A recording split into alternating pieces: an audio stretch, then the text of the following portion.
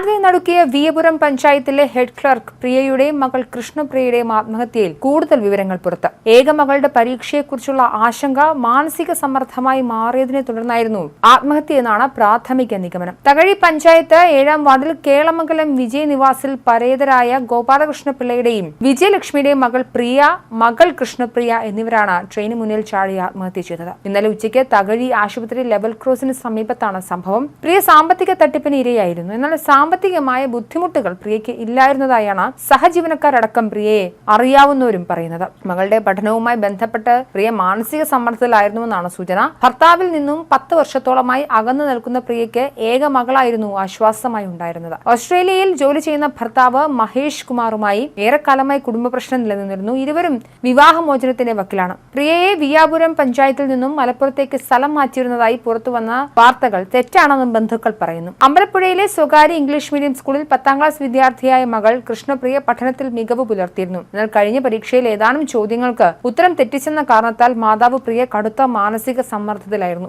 വിയപുരം പഞ്ചായത്തിലെ ഹെഡ് ക്ലർക്കായി ജോലി ചെയ്തു വന്നിരുന്ന പ്രിയ മകളുടെ പഠനവുമായി ബന്ധപ്പെട്ട് ലീവ് എടുത്ത് വീട്ടിലിരിക്കുകയായിരുന്നു. കുടുംബ പ്രശ്നങ്ങൾക്കൊപ്പം മകൾക്ക് പഠന നിലവാരം കുറവാണെന്ന ആശങ്കയിൽ മാനസിക സമ്മർദ്ദം താങ്ങാനാവാതെ പ്രിയ ദിവസങ്ങൾക്ക് മുൻപ് കൌൺസിലിംഗിലും പങ്കെടുത്തു. ഇന്നലെ പരീക്ഷയില്ലാത്തതിനാൽ മകളെ ഒപ്പം കൂട്ടി പ്രിയ ജോലി ചെയ്യുന്ന വിയപുരം പഞ്ചായത്തിലെത്തി. 1 മണി വരെ പഞ്ചായത്ത് ഓഫീസിൽ കഴിച്ചുകൂട്ടിയ ശേഷമാണ് തകഴിയിലെത്തി ട്രെയിന് മുന്നിൽ ചാടി ആത്മഹത്യ ചെയ്തത്. മകളുമായി പഞ്ചായത്തിലെത്തിയ പ്രിയ കടുത്ത മാനസിക സമ്മർദ്ദം പ്രകടിപ്പിച്ചിരുന്നതായും ജീവനക്കാർ പറയുന്നു.